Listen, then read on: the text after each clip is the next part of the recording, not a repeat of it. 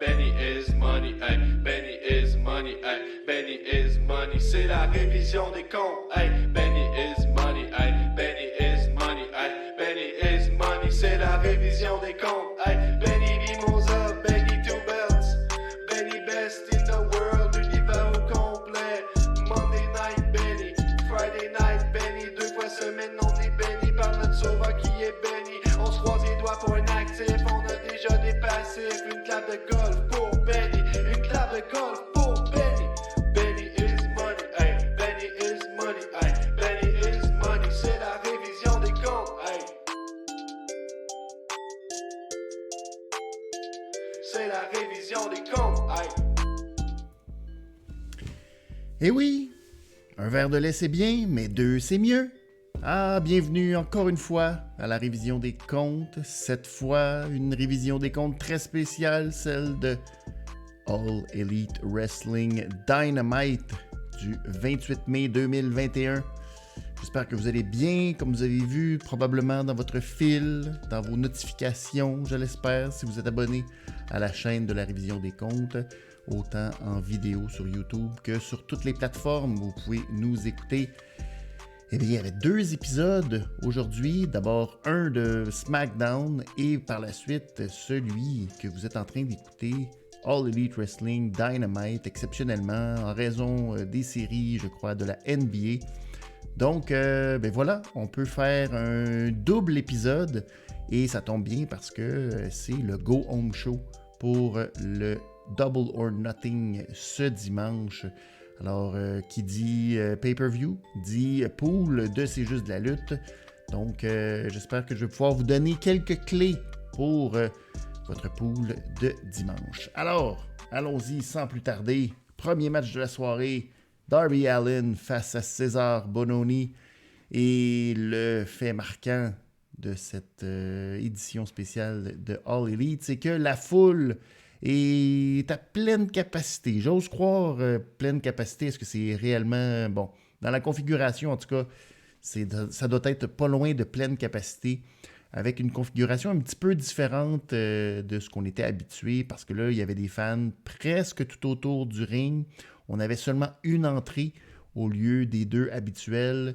Et au niveau de la hardcam, c'était pas clair, parce que des fois, c'était... si on veut être géographique, du côté est du ring, de ce qu'on était habitué avant. Donc, des fois, ça variait entre l'ancienne hardcam qu'on était habitué de voir avec les 2 entrées en arrière.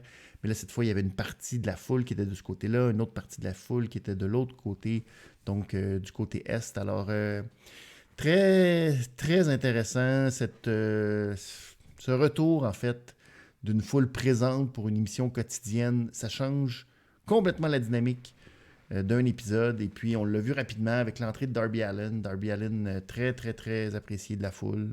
Très over. Alors, ça fait une grosse différence. Alors, le match, c'était vraiment pour mettre de l'avant Darby. Lui qui était tapé au niveau des côtes parce que c'est pas facile les dernières semaines pour le pauvre Darby Allin de manger une solide dans les marches, après ça Miro, puis toutes les attaques, puis Ethan Page, puis Scorpio Sky, ça va, pas facile. Alors, ben Bononi qui va s'en tenter quelques projections pour tenter surtout de s'attaquer aux côtes de Darby Allin, mais Darby va s'en sortir avec une prise du sommeil. Par la suite, il va renverser un stunner dans le coin, à partir du coin, donc un stunner un peu, presque un springboard, mais en tout cas, passer par-dessus Bononi pour lui faire un stunner et suivi de son coffin drop pour la victoire. Alors, c'était pas un squash, mais c'est un match quand même pour faire briller Darby Allin. Donc, j'ai donné la note de 3$ sur 5 à ce match, mais j'ai quand même mis ça dans la colonne des actifs. Et ben, par la suite, Allin a demandé à ce que Ethan Page et Scorpio Sky viennent vers le ring et qu'on en finisse immédiatement. Mais Allin qui était accompagné de Sting, évidemment. Et ben, les 2 sont apparus en tenue de ville. Et là, on dit, ben là, on va pas se battre tout de suite alors qu'on va se battre dimanche. Voyons, on fera pas ça. Et là, boum, la gang de Bononi, donc c'est... Oh, j'ai même pas pris leur nom en note. En tout cas, toute cette gang-là, donc il y avait Nemeth, Nick Nemeth, tout ce clan qu'ils ont attaqué. Et là, finalement, ça a permis à Ethan Page et Scorpius Sky d'attaquer Darby et Sting, voilà. Bizarre. Et il est tard. Il est rendu, pour la petite histoire, il est rendu 1h et quelques du matin. Presque 2 heures. Alors, hein? Je ne veux pas dire que je ne suis pas dédié à cette... mais c'est pour nous pratiquer. Il fallait qu'on vive le 4 heures de lutte pour que dimanche, on soit prêt à ce deuxième 4 heures de lutte en 72 heures. Alors, donc, il y a eu l'attaque. Finalement, c'est le Dark Order qui est arrivé pour sauver Darby et Sting de l'attaque de chaise que voulait faire Ethan Page et Scorpio Sky. Alors, un bon segment, un bon entraînement en matière, je pense, pour ce Dynamite. Le deuxième segment, on a eu un weigh-in, donc une pesée officielle entre Cody Rhodes et Anthony Ogogo. Très typique AEW, gros l'équipe de QT Marshall qui est arrivée en premier, QT qui a un peu nargué la foule, puis comment ça vous muer. Et tout ça est animé par Paul White, l'ancien Big Show. Donc Paul White qui animait cette pesée. Et Cody est arrivé avec sa famille, mais sa famille, il y avait du monde, c'était épouvantable. Quasiment 30 personnes dans son clan. Alors Cody a été le premier à embarquer en bobette sur la balance. Et ce qui était très cocasse, c'est que c'était une vraie balance. Et Paul White, il fallait vraiment qu'il pèse pour vrai. Et c'était bizarre, parce qu'il prenait vraiment comme... Il prenait son temps, puis j'avais l'impression qu'il cherchait vraiment le poids, tu sais, pour... T'es comme Paul. Enchaîne. C'est pas grave, même si... Non, tu sais. On aurait pu trouver une balance électronique aussi, je pense, ça aurait fait... ou sinon d'afficher ça dans l'écran, mais bon. Ils font de la TV, des fois, alors l'élite, il faudrait leur dire, vous faites de la TV. C'est pas obligé d'être tout full réaliste, comme si, tu sais, bon. Alors, Cody qui a pesé, ou a fait osciller la balance à 218 livres, et Anthony Ogogo, lui qui portait ses bobettes de l'Union Jack, 219 livres. Alors là, 219 versus 218. Là, QT Marshall était très content. T'es comme, ah, regarde, c'est une autre victoire pour Anthony Ogogo. Comme si ça faisait une grosse différence. Alors, finalement, QT a un peu nargué. Les deux, chacun sont montés dans le coin, deux fois dans les coins pour un peu voir s'il y avait l'appui de la foule. Et naturellement, la foule était full USA. Et ça pétait. Je pense qu'à cause que c'est le Memorial Weekend aux États-Unis, beaucoup de feux d'artifice. Puis là, ben, on entendait ça constamment des gens loin en arrière, vu que c'est air ouverte, qui faisait péter des feux d'artifice. Donc, USA. Là, à un moment donné, Dustin Rhodes, le frère de Cody, a l'air de s'être tanné. Mais on n'a pas bien vu exactement, mais QT a eu peur. Puis tout le clan de QT Marshall a quitté le ring. Ça a terminé un peu comme ça. J'ai trouvé que c'était peut-être le segment un peu moins bon versus tout le flafla. Le segment est tombé un peu flat, j'ai trouvé. Il n'y avait pas tant... j'ai pas trouvé que la foule avait embarqué tant que ça, à part les USA. Ça m'a laissé un peu sur mon appétit, cette pesée. Donc, j'ai mis ça, malheureusement, dans la colonne des passifs. Parce que... faut être plus sévère un peu avec Dynamite. C'est pas parce qu'on veut être méchant et pas fin, mais c'est sûr que si on compare aux autres, c'est mieux. Mais il faut être un peu quand même sévère. Et c'est peut-être un segment un peu plus faible de l'émission. Il y a eu ensuite un petit segment où Hobbs et Christian se battaient en coulisses. Et là, il était comme dans une section un peu reculé en arrière, je sais pas trop, avec des grillages, puis là, ça te battait. Puis... Donc, Will Hobbs et Christian, les deux qui vont s'affronter dans la bataille royale ce dimanche. Et là, ben, ça s'est terminé avec Christian qui a comme sacré un coup de poteau. C'est comme pour faire la file quand t'attends un poteau comme ça. Coup de poteau, puis après ça, les arbitres sont intervenus, puis tout. En tout cas, il y avait beaucoup de tumulte. Match suivant, Eggman Adam Page face à Joey Janela. C'est tout un match correct pour faire briller surtout Eggman Page, le préparer pour son match face à Brian Cage ce dimanche. Alors, il y a eu un peu de bataille de chops remportée par Eggman. Un beau follow-away slam de Eggman Page à l'extérieur sur Janela. Eggman qui à un moment donné a saigné de la bouche, c'était pas clair parce que ça s'est passé durant alors qu'on était en pause, alors que c'était ce qu'on appelle le picture-in-picture, qui se traduit, j'imagine, mais là, je vous ai pas ça sous la main, en tout cas. Alors, par la suite, il y a eu Janela qui est sauté de la troisième corde avec un diving elbow drop. Page s'en est sorti et il a terminé le travail avec son buckshot lariat pour la victoire. Et là, ben dans tout ça, on ne sait pas trop exactement, mais il pissait le front. Il pissait le sang du front. C'est typique AEW que tout le monde finit par saigner, puis on se demande pourquoi, mais c'est comme ça. Donc, match correct, quand même bien fait. Donc, j'ai donné la note de 3,25 à ce match. 3,25 $. Et j'ai mis ça dans la colonne des actifs. Après le match, Brian Cage est intervenu, ou en fait, fait son apparition avec d'autres membres de l'équipe de Taz. Mais là, c'était comique parce que Eggman savait que c'est ça qui allait arriver. Alors là, il s'est mis à caler que, oh, il y a un autre qui s'en vient. Puis là, il y a un autre qui s'en vient. Fait que là, il rentrait, mais il était comme un peu mal. Et là, Eggman a dit à Brian, ouais, je m'attendais à ça de toute ta gang. Mais toi, je m'attendais pas à ça de toi. C'est comme si tu me disais que tu avais besoin des autres pour me battre, puis me planter, puis tout ça. Je pensais pas que tu étais de même. Puis là, il dit, j'aimerais ça voir là, si à Double or Nothing, tu serais prêt à m'affronter un contre un, sans tes acolytes, qui les a traités un peu de trou-duc, si je peux me permettre. Alors, finalement, il a accepté. Brian Cage a accepté que ce soit un match solo, un contre un, pas personne à côté, en arrière, pas personne de l'équipe Taz pour l'aider. Alors, comme JR a dit, Page and Cage and Rage. Oh là là. Alors, ça devrait être quand même assez bon ce dimanche. Ensuite, on a eu une petite promo de Kofi. Je dis Kofi parce que c'est Eddie Kingston, l'autre Kingston, en compagnie de Moxley. Puis là, TSN nous a comme coupé ça en plein milieu. Je ne sais pas si on s'est trompé dans la cassette, mais en tout cas, on est revenu de la pause et on a recommencé la promo. Bref, les deux avaient les souliers Nike Dior des Young Bucks qui leur avaient volé la semaine dernière. Et là, ils enterraient ça dans leur cour arrière ou en tout cas sur un terrain quelconque. Et tout en nous disant que ça allait être une guerre, qu'ils allaient leur en sacrer de maudite et qu'ils allaient devenir les futurs champions. Même Eddie, il voulait même devenir les prochains vice-présidents de la compagnie, mais Moxley était comme non, ça me tente pas. Mais bon. Alors, bonne promo pour les deux. Donc, par la suite, on a eu la réponse de Orange Cassidy au défi de Omega. C'était de repousser la défense de titre d'Omega face à Cassidy pour que Omega ait un match 1 contre 1 à Double or Nothing contre Pac.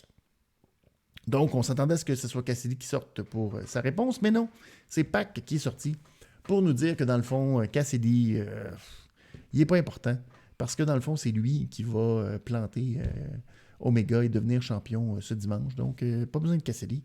Et là, il demande à Omega de sortir pour qu'on puisse faire un beau face-à-face pour faire la promotion de ce match. Et là, ben, Don Callis arrive sur l'écran géant, dit que non, Omega non, et Callis ne veulent pas être présents, trouve que Pac, c'est un vrai sociopathe, alors pas question de monter dans le ring avant dimanche. Mais tout ça n'était qu'un leurre, alors que Kenny Omega tente d'attaquer Pac par derrière avec sa ceinture, mais Pac, il est wise, il s'était souvenu que c'était ça qui était arrivé la semaine précédente dans le match avec Cassidy, alors il s'est reviré, finalement, ça n'a pas fonctionné, il y a eu l'attaque et tout, mais là, les Good Brothers sont arrivés. Alors, les Good Brothers ont aidé Omega dans son attaque. Finalement, c'est les Lucha Brothers qui sont venus se débarrasser des Good Brothers. Alors, il restait seulement Pac et Omega. Omega a poursuivi son attaque, l'a placé sur ses épaules pour le One Wing Angel, mais là, la musique de Cassidy a retenti, donc il a fait son entrée. Il est rentré dans le ring avec une petite enveloppe qu'il a donnée à Omega. Omega l'a ouverte. Et là, dans l'enveloppe, c'était le contrat tout déchiré ou la proposition d'Omega tout déchiré. Alors, ça a permis à Orange Cassidy d'y aller de son Orange Punch. Et là, la ceinture de Omega était par terre. Et là, il s'est dit, je vais mettre la main dessus. Mais là, Pac s'est relevé, a mis le pied sur la ceinture. Et là, ben, finalement, dans le tumulte, Orange Cassidy a réussi à appliquer un autre Orange Punch pour laisser ses deux adversaires au sol pendant qu'ils saisissaient la ceinture. Ce qui est toujours un bon signe, ça, quand tu prends la ceinture dans tes mains avant le match. Mais bon. Donc tout ça, bon segment, intéressant, beaucoup de trucs. Mais très efficace avec la foule, puis Cassidy, je pense que ça va être un excellent segment quand il va y avoir Cassidy, les petits coups de pied. On s'attend déjà à ce que, bon, ça va être... je pense que la foule va bien réagir à ce match. Alors, j'ai mis ça dans la colonne des actifs.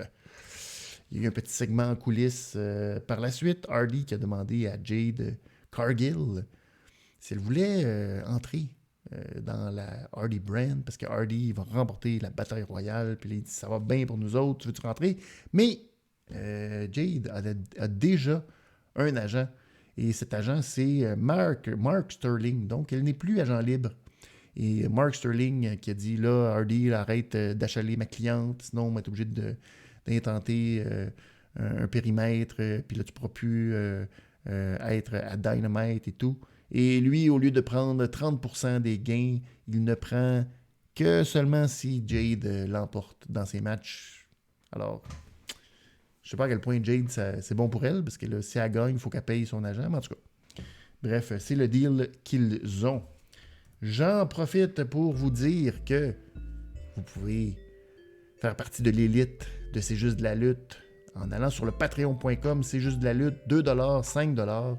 Vous avez accès à plein de trucs en exclusivité, dont l'épisode prédiction pour le pool de Double or Nothing. Vous avez aussi des rabais à la boutique, des rabais pour la FML, les prochains galas qui vont arriver. Donc, plein de belles choses. Si vous voulez faire partie de l'élite, c'est donc patreon.com. C'est juste de la lutte. Alors, pour tous les avantages. Et vous avez même droit aussi à la question bonus, la question révision des comptes durant le pool. Ça peut faire toute la différence entre finir loin ou finir dernier, ou finir deuxième, ou ne pas être champion. Alors, si tu pensez si bien, patreon.com, c'est juste de la lutte. Donc, le prochain match était Jade Cargill face à Killian King, un genre de semi-open challenge organisé par Mark Sterling. À ce moment-là, JR commençait déjà à perdre la voix, ce qui n'est pas bon signe là, pour dimanche, parce que c'est une grosse carte. Alors, s'il perd déjà la voix, j'espère qu'il va bien se reposer, JR. Donc, Cargill qui démontre toute sa puissance, saisit Killian King au vol dans un crossbody, réussit à la jeter au sol comme rien, en faisant des petits...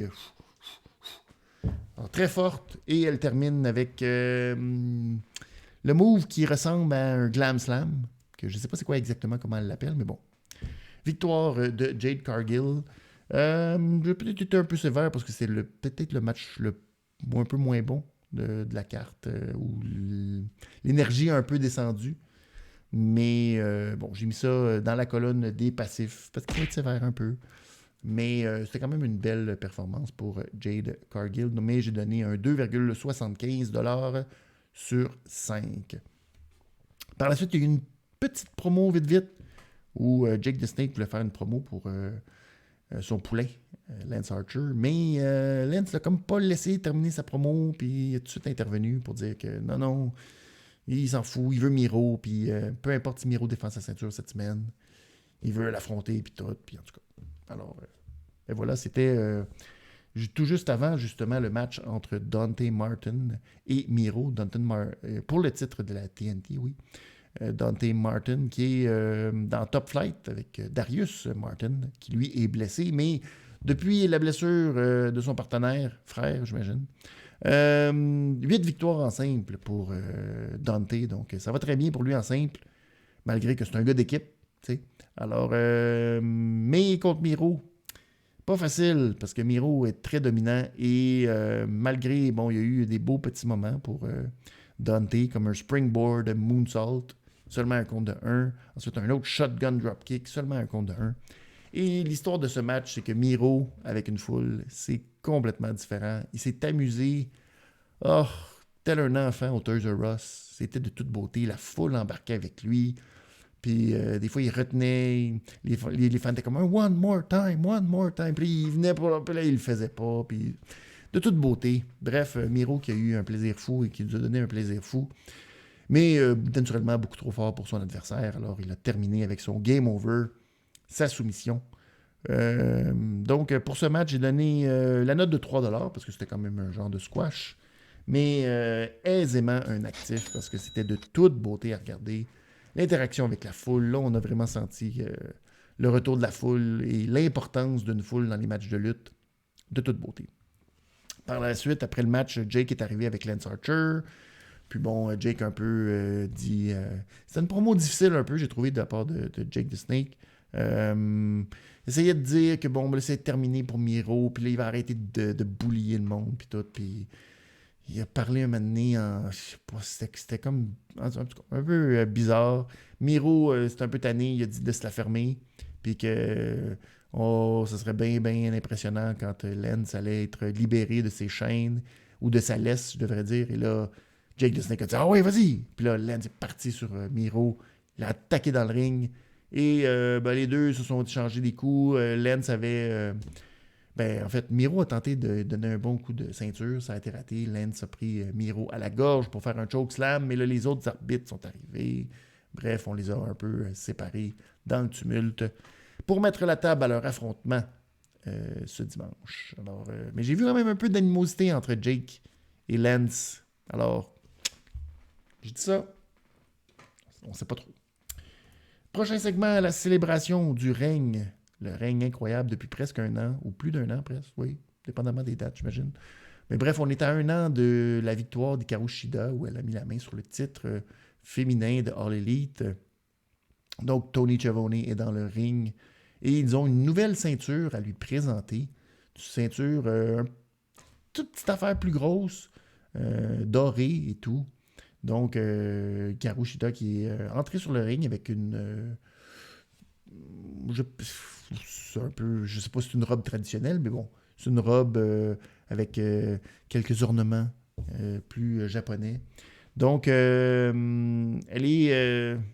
fait une petite promo. Ça prend un certain temps avant qu'on lui attache la nouvelle ceinture, mais bon. Elle fait une petite promo pour dire « Ah, vous êtes tous là maintenant, alors que vous n'étiez pas là quand j'ai gagné, mais maintenant vous êtes là. Et là, vous êtes là. Et je suis très content que vous soyez là. » Et là, c'est d'un malheur. C'est vraiment triste pour elle, mais bon. Britt Baker est arrivée. La foule. Ma beau être méchante, mais ouf. Les gens sont vraiment derrière Britt Baker. Et Britt qui nous a dit qu'elle allait gagner. Et elle voulait juste rectifier une petite chose qu'elle avait dit en entrevue avec JR, où elle a dit qu'elle voulait être, je traduis, le visage de la compagnie, ou le visage féminin de la compagnie, mais non. Elle veut être le visage d'une nouvelle ère, parce qu'on a connu l'ère 316, et bien maintenant, ça va être l'ère DMD. Et la foule a bu ses paroles. Rien de moins. Alors, c'est presque malaisant pour Hikaru Shida à quel point les gens étaient derrière Britt Baker, la poifine. Il y a eu un beau petit segment de Guevara qui nous a fait son fameux d'envoyer des messages, surtout à Sean Spear, donc pendant le Picture-in-Picture, d'envoyer des messages à Sean Spear pour dire que durant le Stadium Stampede, ça va être terminé pour lui. Et il n'y a pas de chaise, il n'y aura pas assez de chaises. Alors que c'est le dieu espagnol, le Spanish God, qui va le frapper. Et ni plus ni moins se débarrasser de lui. Donc, le dernier match de la soirée, c'est Ethan Page et Scorpio Sky face à Evil Uno et Stu Grayson. Donc, match 2 contre 2, un peu pour mettre la table aussi au match qui aura lieu en fin de semaine contre Sting et Darby Allin.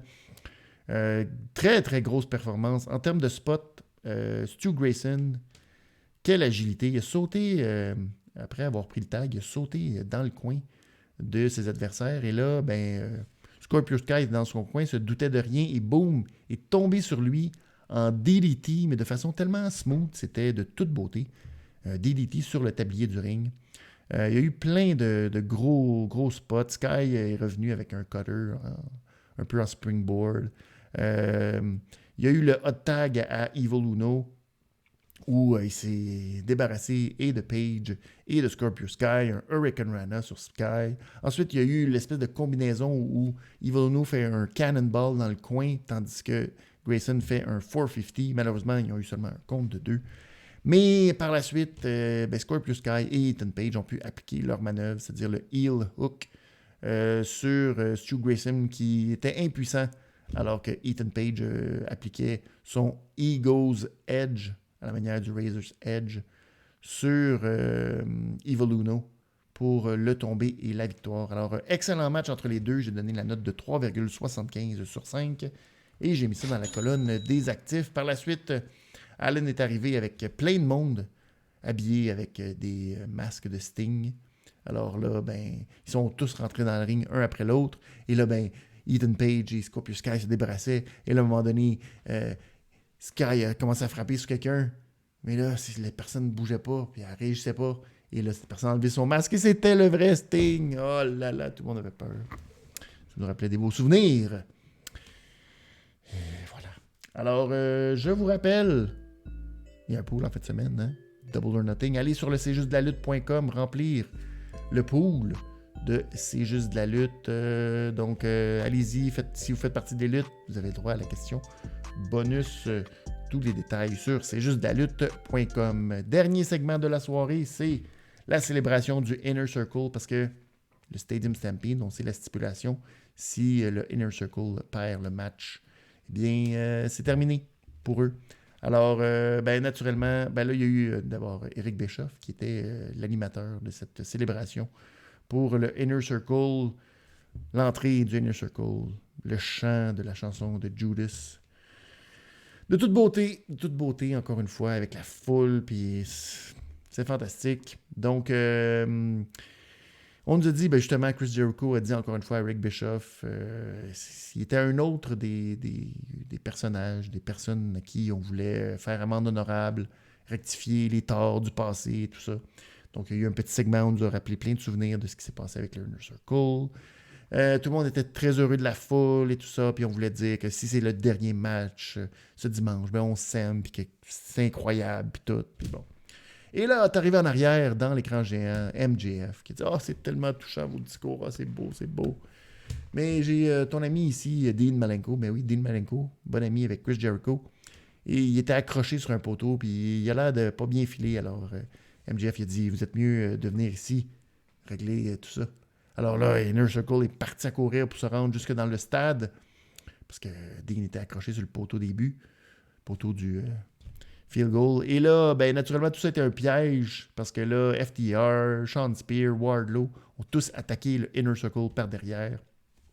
Et là, c'était l'attaque. Et le point culminant, c'est que tout le monde avait son adversaire en pile driver, dont FTR qui avait Santana et Ortiz en pile driver, mais d'une coupe de pied dans les airs, mettons. Et il y avait des tables en dessous et ils se sont garochés en pile driver au travers des tables. Alors, ça faisait mal au cou, tout ça. Donc, très, très bon segment que, naturellement, on met aisément dans les actifs pour terminer. Alors, Dynamite, 3,5$ sur 5. C'est un épisode de Go Home Show, mais très bien fait. Puis la foule, puis tout ça, c'était fantastique. Alors, c'est le temps de passer aux awards rapidement. Les awards que Guillaume le rocker de Saint-Lamaze. Merci aussi à l'architecte qui nous a donné des awards. Mais j'ai retenu ceux de Guillaume. Alors, son superbe Miro qui détruit complètement son adversaire. La clap de golf, La Foule qui chante Judas, effectivement. Le niaise-moi, Paul White qui... ça a été compliqué, il a pesé pour Paul White. Il faisait ça legit puis tout, mais c'était-tu nécessaire? Hein? Le Jean Héroldi, Karushida, dans sa robe gala. La contravention de style, Carl Anderson, qui était habillé par le Tigre Géant, parce que, avec, je ne sais pas si vous avez suivi ce qui s'est passé sur les réseaux sociaux, mais sa femme n'était pas super contente de ce qui s'est passé. Allez voir ça. La pause piste, l'hommage à Shida, malheureusement, que c'était pas un super bel hommage, parce que la foule était pas mal plus du côté de Britt Baker. Le beaucoup bien Orange Cassidy et Miro. Et la grosse nouille, Jake the Snake. Hein? Pauvre Jake the Snake. Et si j'ai une prédiction à faire pour Double or Nothing, je pense que c'est pas la fin du Inner Circle. C'est pas la fin. Ça ne sera que la deuxième étape. Alors, je vous souhaite un bon Double or Nothing. Bonne fin de semaine. On se retrouve pour Raw. Le retour du Miz. Ben oui, qui n'est pas un zombie. Alors, bon week-end tout le monde et à mardi.